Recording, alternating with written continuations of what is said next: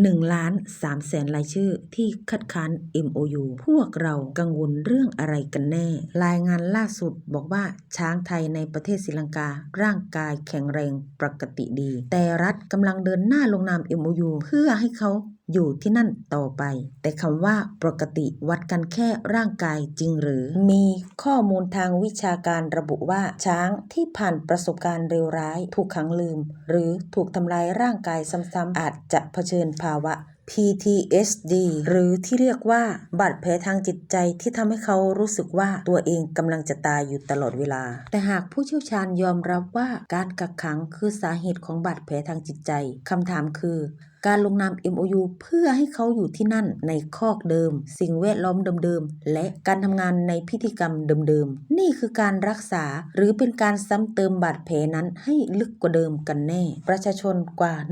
1,300,000 คนไม่ได้ต้องการแค่สัตวแพทย์ไปตรวจร่างกายแต่เราต้องการให้ช้างทูตสันทวไมตรีของเราที่รับใช้ประเทศยาวนานกว่า40 ปีแล้วนั้นได้กลับบ้านมาเกษียณในบ้านเกิดในที่ที่มีพื้นที่กว้างพอจะเยียวยาจิตใจเขาได้จริงๆอย่าให้คำว่าความสัมพันธ์ระหว่างประเทศสำคัญไปกว่า1 ชีวิตที่พูดไม่ได้พาเขากลับบ้านเถอะค่ะ